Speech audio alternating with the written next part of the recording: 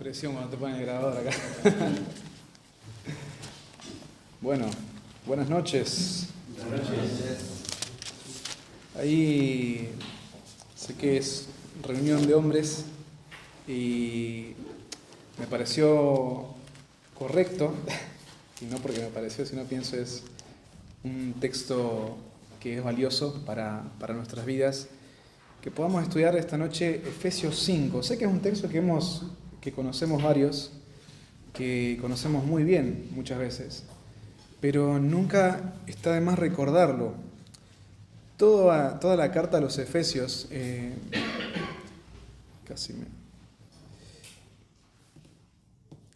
que acabo de hacer lo que Josué hizo la vez pasada. Acabo de sacar el apunte. Toda la carta a los Efesios tiene una división en dos partes y conocemos un poco el contexto y sabemos que la primera parte el apóstol Pablo se va a dedicar a recordarle a los Efesios cuál es su identidad, dónde está puesta su identidad ahora, cuáles son las bases de esa identidad y que esa identidad no está basada y fundamentada en quiénes son ellos en sí, sino en quién es su Salvador ahora. Desde el capítulo 1, Pablo les recuerda el propósito de esa salvación. Y terminando el capítulo 3, al final, el último versículo, recuerda el propósito global de esa salvación. Primero inicia con un propósito individual, que es ser santos y sin mancha delante de Él. Ahora el propósito global de esa salvación es que en la iglesia sea la gloria a ese Dios al cual hoy le pertenecemos. Llegas al final del capítulo 3 e inicia el capítulo 4 con la segunda parte en la cual somos llamados ahora a vivir de una forma en la que sea íntegro lo que decimos, ¿no? Lo que nuestras palabras dicen, que sea conforme a la vocación con que fuimos llamados. Y ahora en el capítulo 4 en adelante, Pablo va a gastar tiempo en el que muestra cómo una vida de unidad se ve marcada por la diversidad en la iglesia. Y esa diversidad no es opuesta a esa vida de unidad. Sigue más adelante hablando acerca del propósito de la diversidad, de los dones, que es solo uno, que es la edificación de la iglesia. Pero más adelante, después de esto, va a ser una exhortación clara al arrepentimiento. ¿Por qué te digo esto? Porque les va a recordar, ustedes no viven más como los gentiles, que andan en la vanidad de su mente, que andan con el entendimiento entenebrecido. Ustedes ya no viven de esa forma. Ustedes no aprendieron así a Cristo. Este ya no es el patrón de vida por el cual se rige su andar diario. Ahora el patrón de vida por el cual se rige su andar diario es Cristo, no es otro. Entonces la forma en la que vivimos hoy es en Cristo. Y toda la carta está marcada por esto. Constantemente vas a ver una serie de repeticiones en las cuales Pablo dice en Cristo. Mirás el capítulo 1 y vas a ver cómo se menciona ahí, versículo 1, iniciando, dice: Pablo, apóstol de Jesucristo, por la voluntad de Dios, a los santos y fieles en Cristo Jesús, que están en Éfeso. Después se dice, la bendición que recibimos en los lugares celestiales en Cristo. Y va a ser constante. Te puedo citar un montón hasta llegar al capítulo 4 y ver el capítulo 5 cómo llegamos. Son muchísimos. Pero fíjate, todas las bondades y todas las bendiciones son en Cristo. ¿Sí? Ahora, la forma de andar en cuanto a nuestra vida diaria también es en Cristo. Pero un dato muy importante que se nos da acá es en el temor de Cristo. Porque vamos a iniciar ahora el texto que vamos a estudiar. Del capítulo 5, versículo 21 hasta el 33 vamos a tratar de llegar. Si no, vamos a resumir. Pero, fíjate, del versículo 21 vamos a leerlo y dice así: Someteos unos a otros en el temor de Dios. Las casadas estén sujetas a sus propios maridos como al Señor. Porque el marido es cabeza de la mujer, así como Cristo es cabeza de la iglesia, la cual es su cuerpo y Él es su Salvador. Así que como la iglesia está sujeta a Cristo, así también las casadas lo estén a sus maridos en todo. Maridos, amad a vuestras mujeres, así como Cristo amó a la iglesia y se entregó a sí mismo por ella, para santificarla, habiéndola purificado en el lavamiento del agua por la palabra, a fin de presentársela a sí mismo, una iglesia gloriosa, que no tuviese mancha, ni arruga, ni cosa semejante, sino que fuese santa y sin mancha. Así también los maridos deben amar a sus mujeres como a sus mismos cuerpos. El que ama a su mujer, a sí mismo se ama. Porque nadie aborreció jamás a su propia carne, sino que la sustenta y la cuida, como también Cristo a la iglesia, porque somos miembros de su cuerpo, de su carne y de sus huesos. Por esto dejará el hombre a su padre y a su madre, y se unirá a su mujer, y los dos serán una sola carne. Gracias. Grande es este misterio, mas yo digo esto respecto a Cristo y la iglesia. Por lo demás, cada uno de vosotros ame también a su mujer como a sí mismo, y la mujer respete a su marido. Ahora, todo lo que se nos menciona acá va a apuntar a esto. Tiene como base el versículo que se nos menciona ahí al inicio, el versículo 21. Fíjate que dice, someteos unos a otros en el temor de Dios. Es interesante porque en nuestra traducción vemos que se nos dice el temor de Dios. Pero en el texto original es el temor de Cristo. En sí, teológicamente no cambia nada. Pero lo que nos da es un parámetro para poder ver este patrón, en el cual dijimos al principio. Todas las bendiciones que recibimos son en Cristo. Todas las promesas que recibimos son en Cristo. Ahora la forma de andar en la cual tenemos que vivirnos también es en Cristo. Pero un detalle adicional es el temor de Cristo, lo que nos conduce a andar una vida de obediencia. Es el temor de Cristo. Ahora, si querés ponerle un título, yo le puse una sombra de lo eterno, ¿sí? Y es esto lo que significa el matrimonio como un reflejo de la relación entre Cristo y la iglesia. Ahora, parece paradójico que un hombre soltero te hable del matrimonio, pero te lo digo pensando en esto. No te hablo con mi autoridad, te hablo con la autoridad de la Escritura. Y pensando en esto, yo sé que lo que ahora te voy a mencionar y lo que te voy a decir desarrollando este texto va a traer mayor responsabilidad sobre mi vida. Porque lo entiendo, porque lo creo. Y en el momento que esto suceda, si Dios lo permite, va a requerir que lo obedezca y que sea fiel. Y te lo digo con temor. Entonces, pienso en esto y pienso en la urgencia y la necesidad con la cual Pablo también está escribiendo. Y pienso en la urgencia y la necesidad con la cual Pablo escribe y con la cual hoy, como hombres, tenemos que crecer en esta área. No solamente hace más de 2000 años, sino hoy. Hoy también estamos en las mismas circunstancias en la cual vivimos en un mundo de pecado, en la cual vivimos en un mundo que está constantemente atacando la imagen del matrimonio, que está constantemente atacando el diseño de Dios. Y es crucial para nosotros tener claridad de esto. Es crucial para nosotros tener un pensamiento correcto acerca del diseño de Dios, ¿sí? Entonces dijimos al principio, Pablo nos va a mostrar que ese temor de Dios es el temor de Cristo. Es la forma en la cual ahora nos guiamos para andar y caminar día a día. Y Pablo va a mostrar no solamente cómo se ve el temor, sino también cómo está ligado a las relaciones en la vida de la iglesia.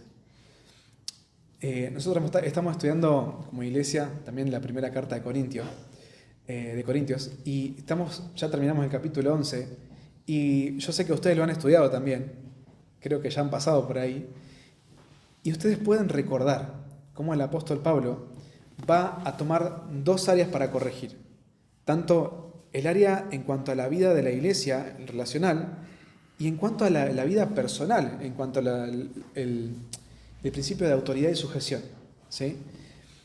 Pero acá el apóstol Pablo lo que quiere decirle a los efesios es esta relación es en el ámbito de la iglesia. Como iglesia, ustedes ahora sométanse a Cristo en temor,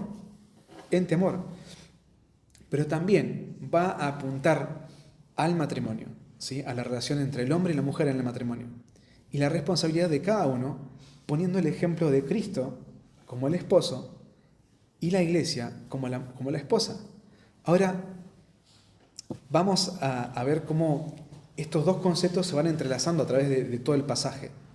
Y es espectacular porque solamente es es Dios el que puede hacer esto.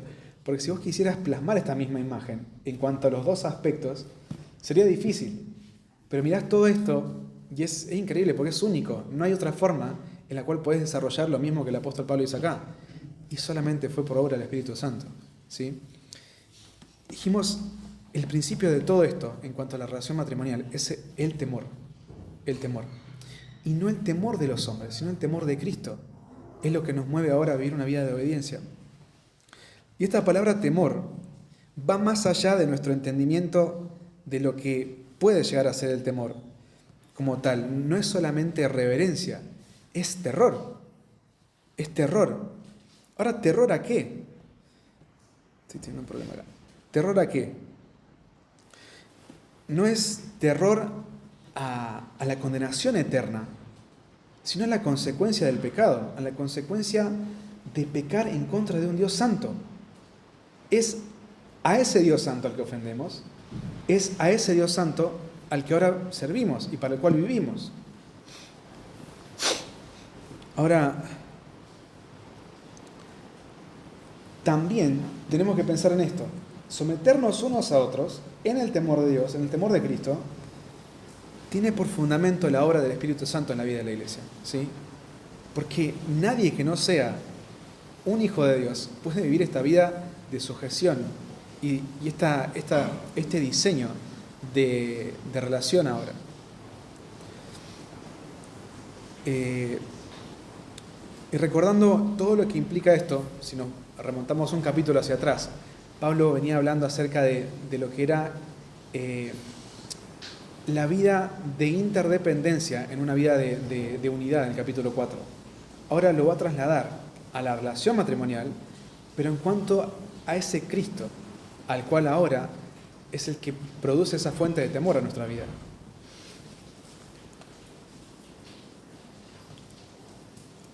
Dijimos cuando empezamos que todas las bendiciones, todas las promesas que tenemos, al igual que ese motor por el cual ahora vivimos en temor, es Cristo. Ahora va a apuntar primeramente a hablar acerca de la mujer. Y va a hablarles específicamente a las casadas. Dice, las casadas estén sujetas a sus propios maridos como al Señor. Ahora podríamos pensar en este aspecto. La mujer, pensando en, someterme a mi marido es obedecer directamente a Cristo y someterme a Cristo. Y es un punto correcto, es un punto válido. Pero someterme a mi marido, sería otro punto, sería pensar en someterme a la autoridad de mi marido como si fuera Cristo mismo. Ambos son puntos válidos. Y parece un trabalengua, ¿no? Pero tiene sentido, porque si no, te pones a pensar sujeción directa hacia una persona, implicando sujeción a Cristo, y sujeción directa hacia esta persona, como si estuviera sometiéndome a Cristo. Ambas son válidas y ambas son correctas. Y a lo que apunta acá es esto, es sus propios maridos. Es a ellos a quien tienen que sujetarse, porque es como al Señor a quien lo hacen. Y esta cláusula comparativa nos muestra el valor que tiene esto. El valor de someterme en el caso de la relación de la iglesia, pero en el caso de la mujer, en la sujeción en el matrimonio, implica sujeción a Cristo. Implica sujeción a Cristo. Ahora, lo que tenés que entender también es que la figura que se da para el hombre trae un grado de responsabilidad muy alta. Porque el que la mujer se someta al hombre, como a Cristo, implica que al hombre ahora se lo compara con Cristo también. ¿Sí? Fíjate, en 1 de Pedro, capítulo 3, Pedro también va a hacer una referencia a la vida matrimonial, a la vida de sujeción en cuanto a la mujer. Sin importar cuál sea la forma en la que lo mires a esto, el principio de sujeción es claro y es innegable. Mirá capítulo 3, versículos 1 al 6 de 1 de Pedro. Asimismo, vosotras mujeres, estad sujetas a vuestro marido, para que también los que no creen a la palabra sean ganados sin palabras por la conducta de sus esposas, considerando vuestra conducta casta y respetuosa. Vuestro atavío no sea el externo de peinados ostentosos, de adornos de oro o de vestidos lujosos, sino el interno, el del corazón, el incorruptible, ornato de un espíritu afable y apacible, que es de grande estima delante de Dios, porque así también se ataviaba en otro tiempo aquellas santas mujeres que esperaban en Dios, estando sujetas a sus maridos, como Sara obedecía a Abraham, llamándole Señor, de la cual vosotras habéis venido a ser hijas, si hacéis el bien sin temer ninguna amenaza. Ahora, esto no quiere decir que tenés la libertad ahora de llamar a tu mujer a que te llame Señor, ¿no? Sino que te está mostrando el ejemplo de que desde la antigüedad este principio es un principio bíblico, el principio de sujeción. Ahora, sujeción no es autoritarismo, y esto es lo que tenemos que recordar. Sujeción es disposición, ¿sí? Es disposición. Cuando Pedro menciona la forma en la cual se disponían las mujeres en la antigüedad, menciona a Sara, y habla en cuanto a la obediencia. No es algo que no va a pasar, o sea, te vas a equivocar en liderar, en pastorear, en cuidar a tu esposa, pero el principio es este, y aunque esto suceda, aunque te equivoques, aunque seas negligente, el principio sigue siendo el mismo, y la demanda para la mujer sigue siendo la misma. Es un principio de sujeción y obediencia. No hay cómo argumentar que la mujer puede cuestionar o pasar por encima de este principio de autoridad para el hombre. Ahora, fíjate, decíamos recién que la demanda para la mujer es sujetarse al hombre como al Señor. Pero te da la razón, porque el marido es cabeza de la mujer. Y como te decía recién, este punto no está argumentando que el hecho de que el marido sea cabeza de la mujer sea un dictador autoritario, sino es un principio de autoridad delegada, ¿sí? Es un principio de autoridad. Hablar de cabeza en cuanto a lo que implica la relación del cuerpo, desde la antigüedad este término se usa para hablar de liderazgo y de autoridad.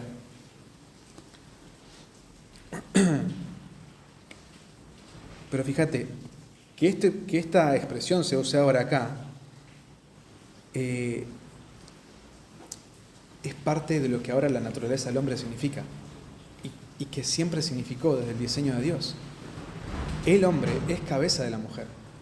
El hombre tiene esta autoridad delegada por Dios en cuanto al matrimonio. Así como Cristo es cabeza de la iglesia. Ahora tenemos otra comparación. De la forma en la que Cristo es cabeza de la iglesia, esta es la forma en la cual el hombre representa esta imagen en el matrimonio, ¿sí? Este principio de autoridad para el hombre es de la misma forma en la que se da una iglesia sujetándose a Cristo como su Señor, ¿sí?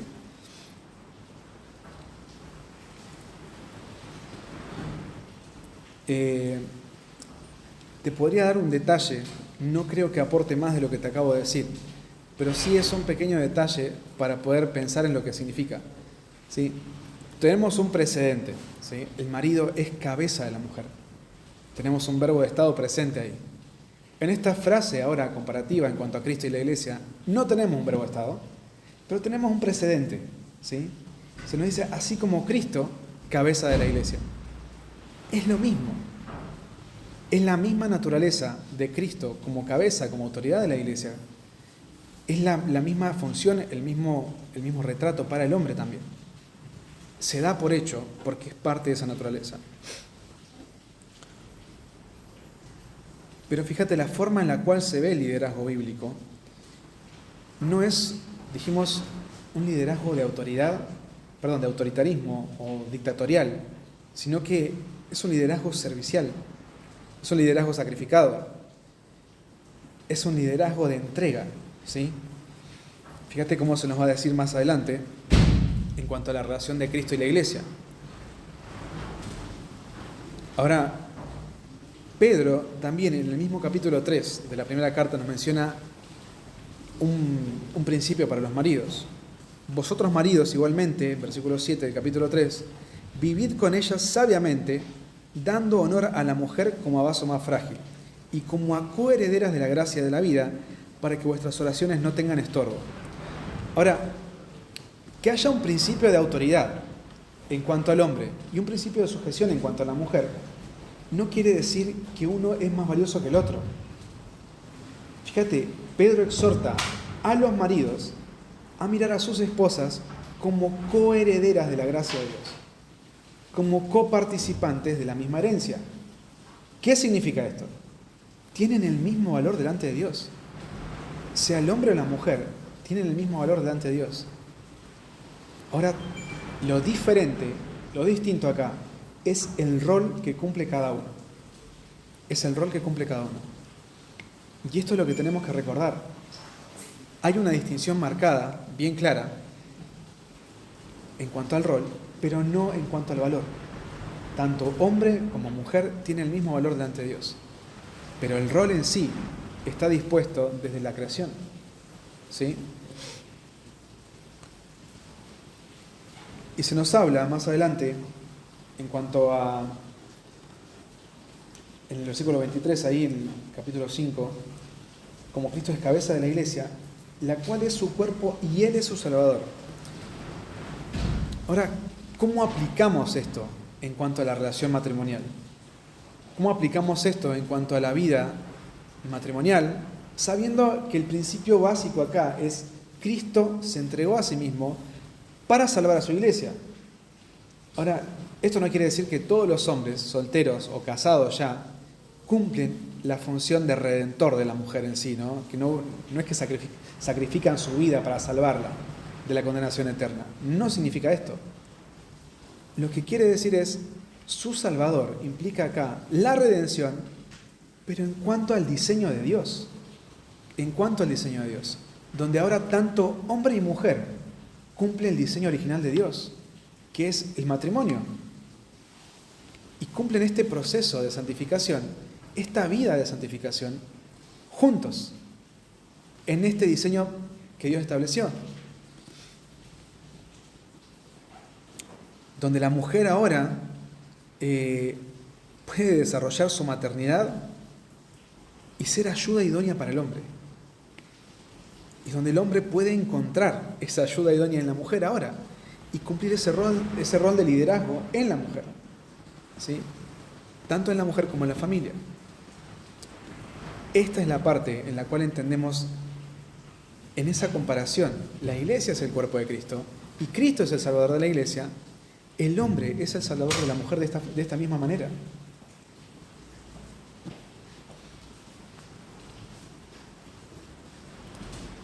Ahora llegamos al versículo 24. Tenemos un así que. Como la iglesia está sujeta a Cristo, así también las casadas lo estén a sus maridos en todo. Ese cómo la iglesia esté sujeta a Cristo es otra comparación, ¿sí? Y nos pone en esta misma escena. El rol de la mujer en el matrimonio es este, no va a cambiar. La iglesia en sí, ahora, tiene la tarea de tener a Cristo como cabeza, como aquella autoridad que Dios ha dado para la iglesia. Y eso no significa que sea un tirano, no significa que sea un dictador, sino ahora tenemos libertad para obedecer a Cristo. Eso es lo que implica ahora ese Cristo como cabeza de la iglesia, ¿sí? Y ahora, en ese liderazgo de Cristo, podemos vivir esas dinámicas a las cuales somos llamados a vivir. Esa dinámica de edificación mutua, de interdependencia, con el fin de glorificar el nombre de Dios. Así como mencionábamos al principio, en el capítulo 3, al final veíamos esto. A Él sea la gloria en la iglesia, en Cristo Jesús, por todas las edades, por los siglos de los siglos. Amén. Es de esta forma, teniendo a Cristo como cabeza de la iglesia, es que podemos vivir esto, De otra forma no sería posible. De otra forma no sería posible. Con este comparativo se nos da también, así también las casadas lo estén a sus maridos. Las casadas, y acá una salvedad, en la antigüedad, en este punto en la historia, la mujer para el hombre resultaba ser un objeto, ¿sí? Resultaba ser algo de lo cual no había responsabilidad en cuanto el hombre hacia la mujer, sino más bien la mujer tenía responsabilidad hacia con el hombre, y eso era todo en la relación matrimonial. Ahora, cuando también se nos dice que las casadas estén sujetas a sus maridos, tenemos esta particularidad de que es pertenencia a lo que se nos marca acá, ¿no? Sus maridos. ¿Por qué haría falta aclarar esto? ¿Por qué haría falta aclarar que una mujer casada tiene que solamente sujetarse a su esposo? Bueno, porque esto no era natural. Esto no era natural para las mujeres. No era natural para los maridos tampoco. Hoy en día, de la misma manera, esto está siendo atacado también. Esto está siendo distorsionado en cuanto al diseño de Dios. En cuanto a la mujer. ¿Cuánto ha sido atacado el rol de la mujer con el feminismo hoy en día? ¿Cuánto ha sido atacado el rol del hombre con la misma ideología de género? Ambos roles, en cuanto al diseño bíblico, han sido atacados. ¿Y cuánto de nuestros pensamientos han sido distorsionados por esto? Y no podemos pensar en que el causante de todo lo que nuestros pensamientos han distorsionado es el exterior. Más bien, cuánto hemos acomodado nuestros corazones a lo que este mundo nos presenta como algo natural. Este es el peligro que corría la iglesia en Éfeso. Este es el peligro que corremos hoy en cuanto al rol de la mujer y en cuanto al rol bíblico del hombre. Es un peligro muy grande el que corremos. Y es un constante fuego al que nos enfrentamos. Son ataques constantes en este mundo hoy en día. Pero tenemos la palabra profética más segura. Y es eso lo que tenemos que recordar. Es este diseño que Dios estableció desde el inicio de la creación hasta el día de hoy. Que no va a cambiar, que es inmutable. Pero nosotros tenemos la tarea de obedecer, de andar como es digno de la vocación con que fuimos llamados. Ahora podemos obedecer esto. Entonces las casadas deben estar sujetas a sus maridos. Y decía, para la iglesia, para las mujeres, esto no era natural, ¿sí? Por eso era igualmente valioso aclararlo para ellas. Pero ten en cuenta esto, Pablo está desarrollando todo esto en torno a la imagen de Cristo y la iglesia. No hay más de otras entidades de una forma global a la cual se sujeta a Cristo, solamente la iglesia. Y solamente es la iglesia la que tiene esa relación única con Cristo. Solamente ese grupo de personas rescatadas, redimidas, salvadas de la condenación eterna, salvadas de la esclavitud del pecado, son las que tienen esta capacidad de vivir este rol de sujeción a Cristo. Nadie más. De la misma forma, cada mujer casada tiene que vivir esta tarea, esta demanda de Cristo en cuanto a su marido, ¿sí? Ahora no quiere decir que tu esposa tenga la autoridad o la licencia de no obedecer al pastor porque no es su marido. Más bien entendemos esto, ¿no? Es este hombre, el pastor de la iglesia, o los ancianos de la iglesia, los que reciben esta autoridad delegada por Cristo. Y es interesante pensar en Pablo acá como un agente externo a esta iglesia local en Éfeso, pero con la autoridad apostólica con la que le habla a esta iglesia. Esa autoridad apostólica es la misma autoridad con la cual el pastor, el liderazgo de la iglesia, los ancianos, tienen total autoridad de permear en tu vida. sea en tu vida matrimonial como en tu soltería. Y es crucial que vos veas esto como algo real, como algo bíblico, porque es Pablo mismo el que está dando instrucciones dentro de la iglesia a cómo se tiene que vivir la vida matrimonial. No hay una barrera en la cual, digamos, a partir de acá, la iglesia no se mete en mi vida. No, la iglesia tiene que permear cada aspecto de tu vida si sos un hijo de Dios, si sos parte de ese cuerpo de Cristo. Y en cuanto al matrimonio, Pablo está dando directivas claras que tienen como un ejemplo supremo la imagen de Cristo y la iglesia. Y esto tiene que suceder. La iglesia tiene que permear en tu matrimonio y en tu soltería, cualquiera sea el punto en el que te encuentres hoy. Entonces, como decíamos recién, las casadas estén sujetas a sus maridos en todo. Y ese en todo no es global. Tenemos que entender a qué se refiere en todo. Al igual que la sujeción de hijos a padres, ese en todo está condicionado con el carácter de Dios. Ese en todo está condicionado con el carácter de Dios. De la misma forma, en cuanto a la iglesia de Cristo, está condicionado con el carácter de Cristo. Él es santo, Él es justo. Y nada de lo que yo haga puede ser contrario a aquello que agrada a Dios. Yo no voy a someterme a mis padres en el caso de un hijo, o una mujer no se va a someter a su esposo si el propósito es el pecado en contra de Dios. Eso no tiene que pasar. Entonces, este en todo hay que recordar que está condicionado por el carácter de Dios. Ahora, también recordar la base de la cual partimos para llegar a este punto. Porque se nos dijo, en cuanto a las mujeres, sujetarse a sus maridos como al Señor.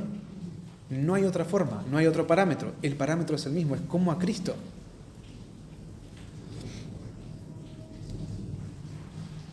Ahora se nos habla, versículo 25 en adelante, y entra todas las directivas que se le dan al hombre, ¿sí?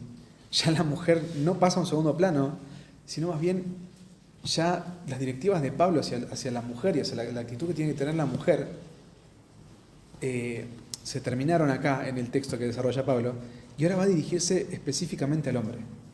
Y en cuanto al matrimonio, va a arrancar fuerte. Maridos, amad a vuestras esposas. Ahora, tenemos que entender en qué tipo de amor es el que se está hablando acá. ¿Sí? ¿Cuántos tipos de amor conocemos?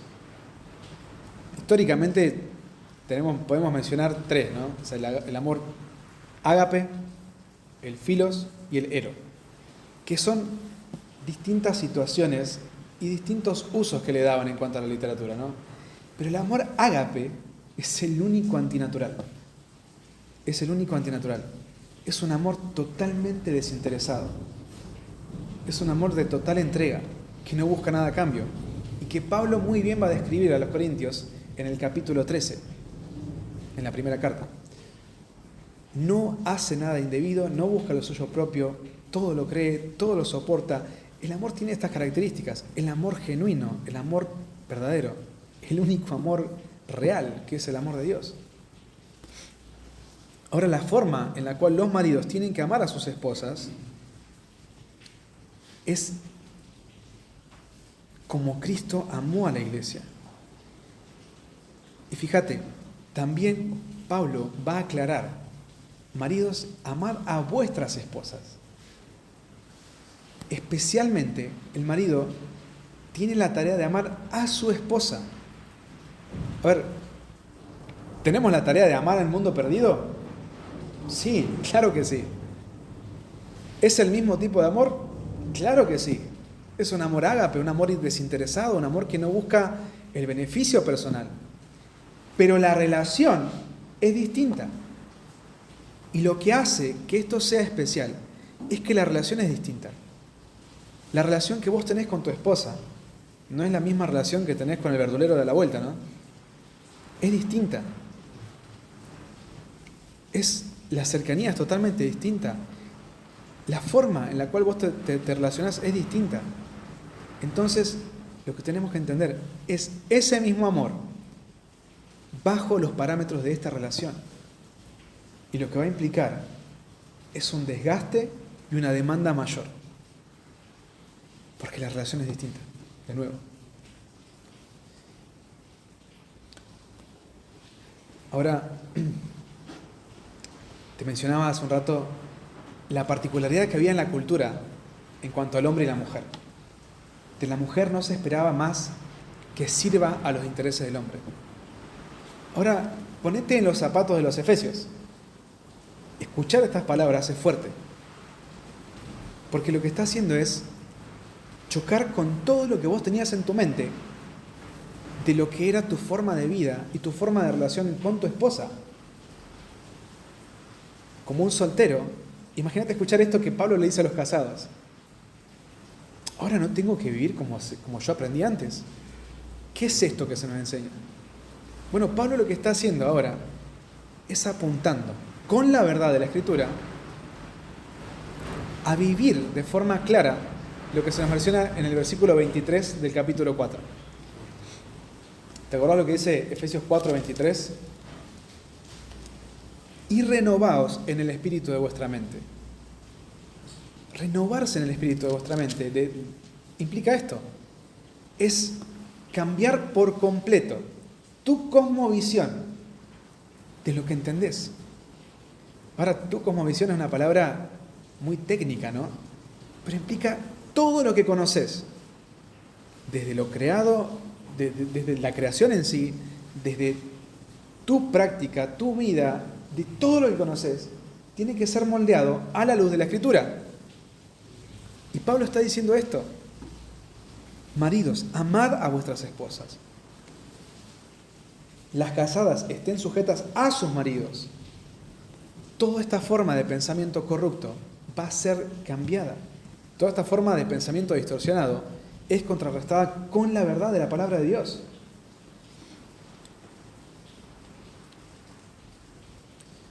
Ahora el hombre es el que tiene la tarea de amar a su esposa, el que tiene la tarea de entregarse por su esposa. Y la mujer, la que tiene la tarea de vivir una perfecta sujeción y un perfecto amor mutuo, como la iglesia se sujeta a Cristo. Así como Cristo amó a la iglesia y se entregó a sí mismo por ella. Para el hombre, el modelo de amor hacia su esposa es el de Cristo. Y como te decía recién, esa forma en la cual se nos dice acá, Cristo amó a la iglesia, ¿quiere decir que ha dejado de amarla? No implica eso, ¿no? No implica que dejó de amarla. Más bien, la forma en la que está construida esta frase nos muestra que ese verbo es una acción pasada, pero que se mantiene con una repercusión constante en el presente y hacia el futuro. ¿Sí? Ese amar no es solo de una vez, sino que tiene una característica de ser constante. ¿Sí? Es en el cansancio, es en el descanso, es en el enojo, es en la tranquilidad, es constante. Pensá en cualquier tipo de situación en cuanto a tu matrimonio. Y tiene que ser constante. Es un amor que tiene como fuente de su existencia en la renuncia al amor propio. ¿Sí? La única forma de vivir este tipo de amor en la relación matrimonial y en todo aspecto de la vida del creyente es renunciar al amor propio. Y eso solamente sucede cuando llegamos a Cristo y somos rescatados. Así como Cristo amó a la iglesia y se entregó a sí mismo por ella. Ahora, esto no quiere decir que Cristo amó a la iglesia de la misma forma en la que ama a este mundo. Perdón, que tiene la misma relación, con este mundo que con la iglesia. El amor es el mismo en sí. El amor de Cristo es lo que lo llevó a entregar su vida para la salvación de aquellos que creen, ¿no? Pero fíjate, la relación es distinta, porque la salvación se hace efectiva solamente en aquellos que creen. Pero Cristo ama a todo el mundo, tanto al perdido como al que ha sido redimido. Lo único es que ahora esa relación cambia. Al igual que decíamos recién, la relación es lo que determina los parámetros de esa forma práctica de amor. El propósito de esto también se va a ver marcado en esos parámetros, ¿no? Para santificarla. El fin del sacrificio de Cristo es santificar a la iglesia. El fin del matrimonio es que el hombre presente a la mujer delante de Dios en santificación. El propósito del matrimonio es la santificación.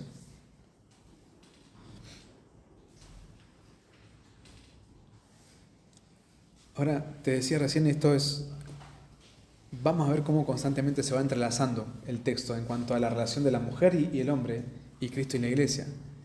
Pero tenés los dos puntos acá.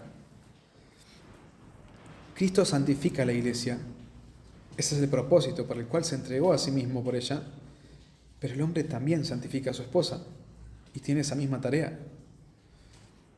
Ahora, el hombre no puede ejercer esta obra redentora en la mujer, pero tiene esta tarea de vivir una vida de santificación, porque ahora se nos dice cuál es la razón.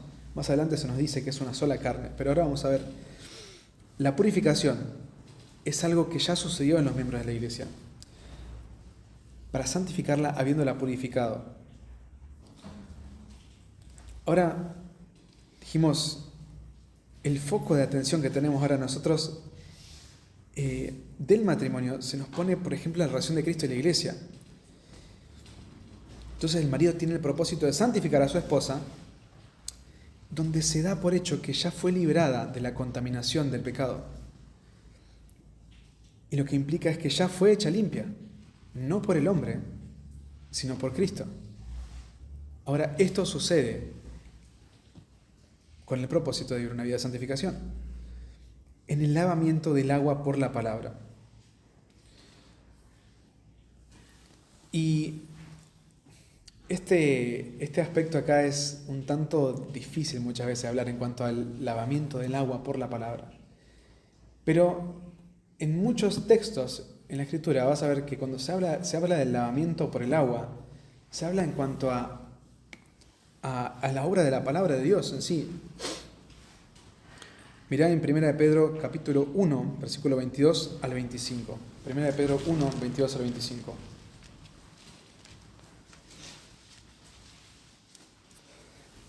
Habiendo purificado vuestras almas por la obediencia a la verdad, mediante el Espíritu, para el amor fraternal no fingido, amaos unos a otros entrañablemente de corazón puro, siendo renacidos no de simiente corruptible, sino de incorruptible, por la palabra de Dios que vive y permanece para siempre. Ahora, en cuanto a Cristo y la iglesia, la obra de la palabra en el corazón del hombre ahora trae convicción de justicia, pecado y juicio, y es lo que nos trae la salvación. De la misma forma, en cuanto a la vida matrimonial, la tarea del hombre es pastorear el corazón de la mujer. Es pastorear el corazón de la mujer. Obviamente no quiere decir que vos vas a producir una obra de salvación en tu esposa, sino más bien lo que tenés que hacer es pastorear su corazón. Es velar porque la palabra de Dios sea el medio por el cual ella vive una vida de santificación.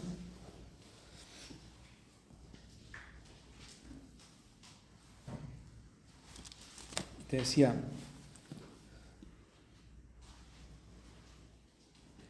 a fin de presentársela, en el lavamiento del agua por la palabra, a fin de presentársela a sí mismo, una iglesia gloriosa que no tuviese mancha ni arruga ni cosa semejante, sino que fuese santa y sin mancha.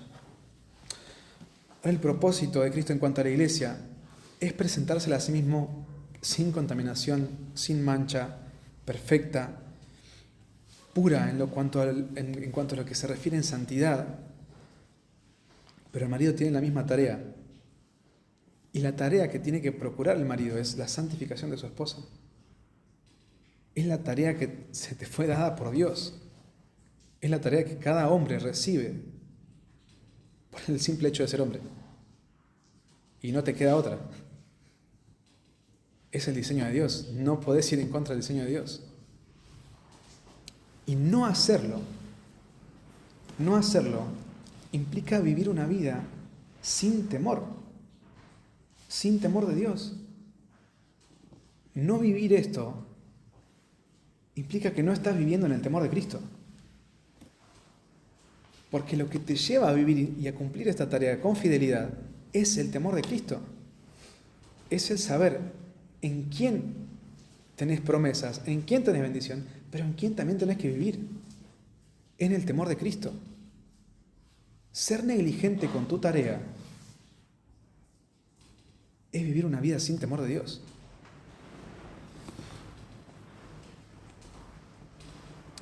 Seguimos en el versículo 28, ya cerrando porque se nos va a ir el tiempo, me parece.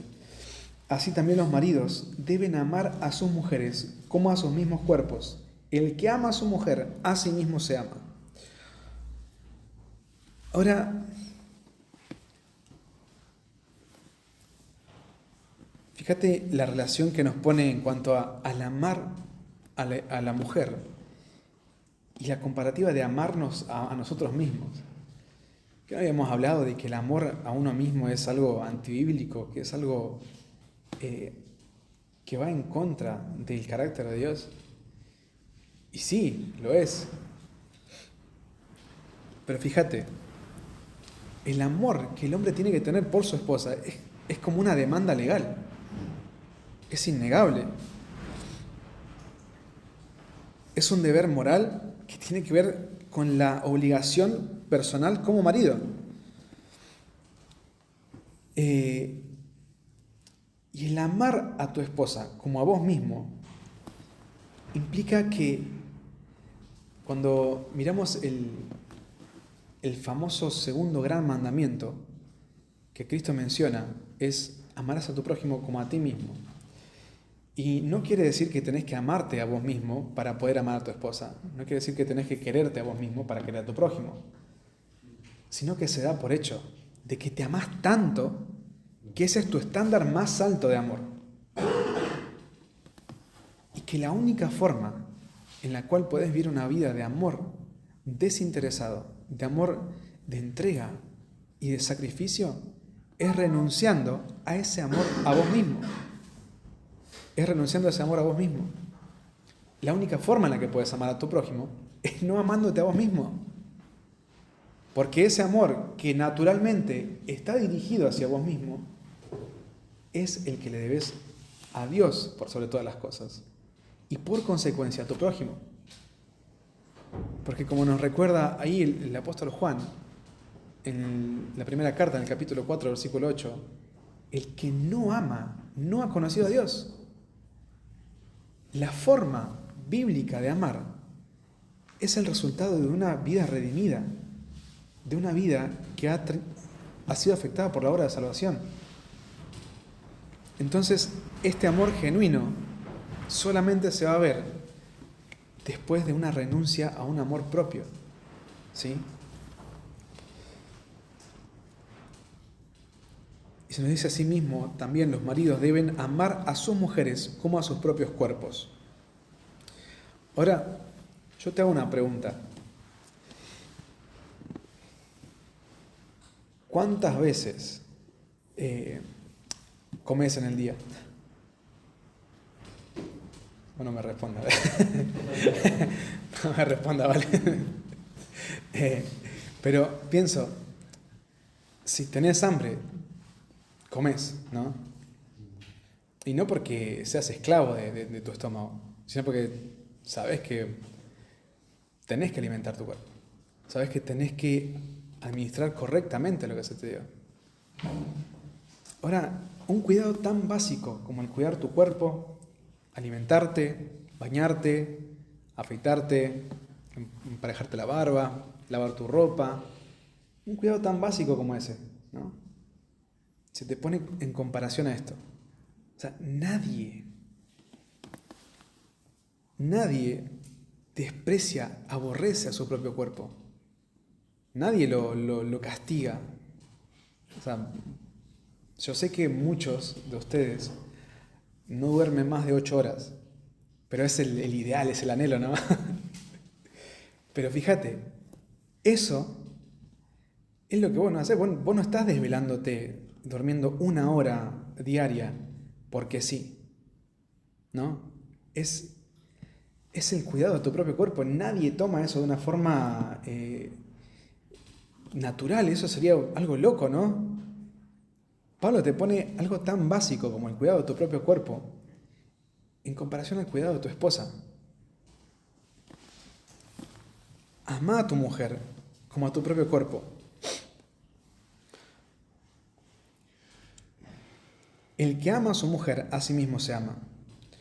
Ahora, te decía recién, esto no quiere decir que lo vas a hacer por amor a vos mismo, ¿no?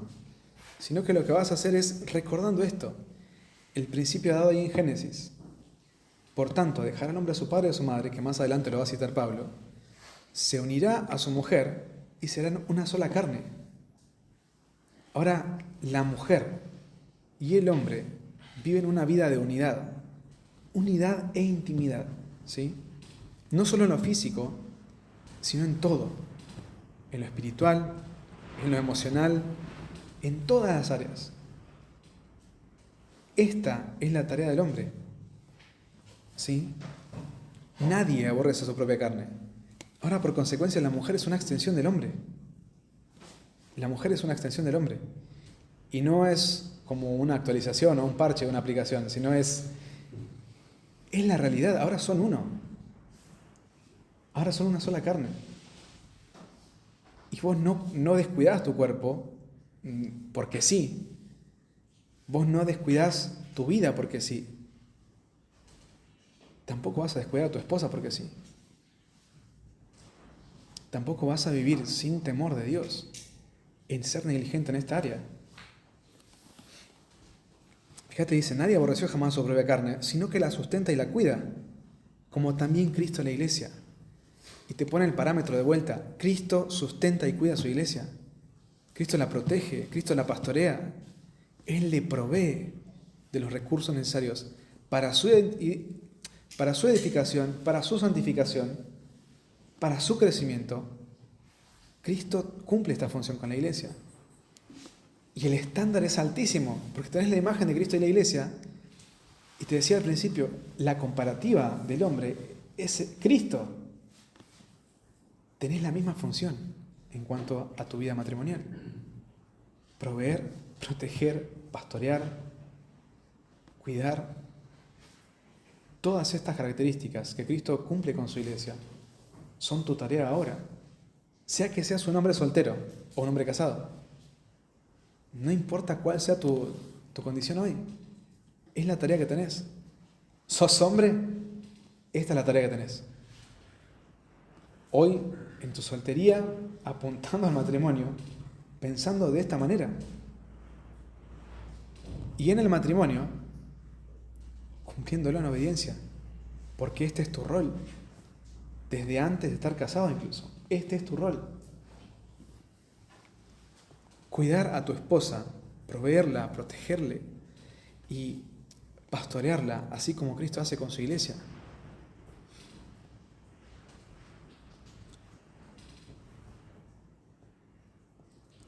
Ahora, vamos a cortar ahí, porque si no nos vamos a ir de tiempo.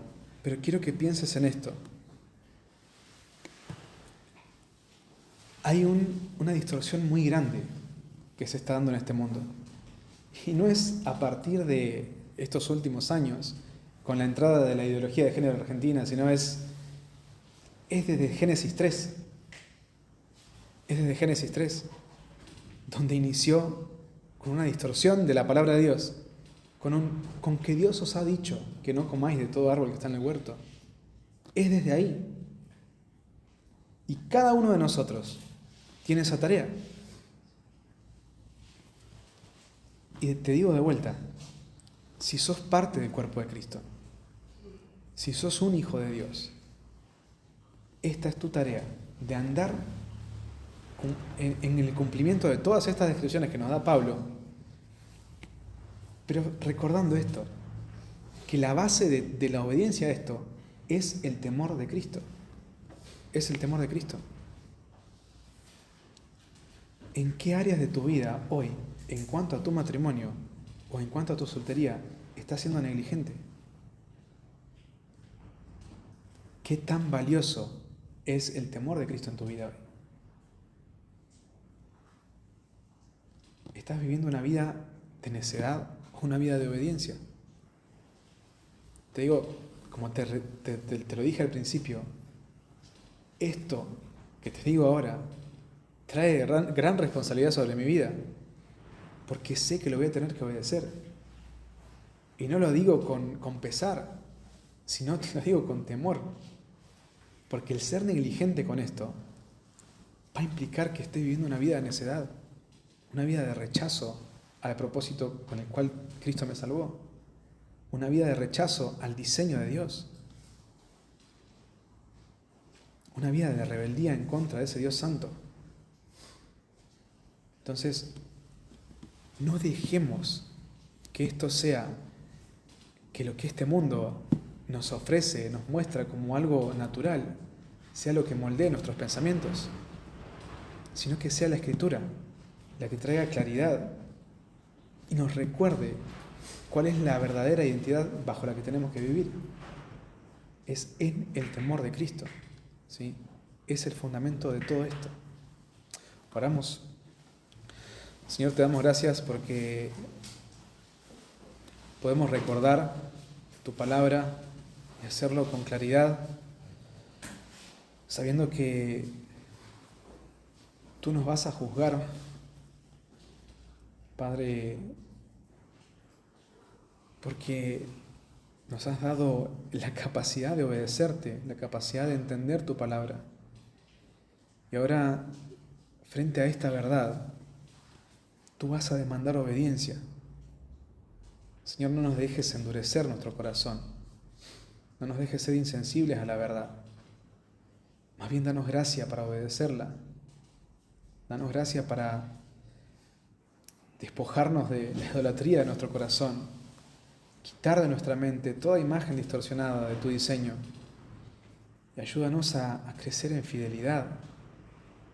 A quitar de nuestra vida todos los patrones de pecado del viejo hombre, a renovar nuestro entendimiento con tu verdad y ahora a vivir en obediencia a tu palabra, a vivir poniendo a nuestros miembros en obediencia para la justicia y santidad en la verdad con la que has creado a este nuevo hombre. Ayúdanos, Señor, a poder vivir una masculinidad bíblica contra cultura, Señor. Danos gracia para poder ser luz en este mundo de tinieblas y hacerlo en obediencia a ti. Dejamos esto en tus manos agradecidos, Señor, en el nombre de Cristo Jesús. Amén.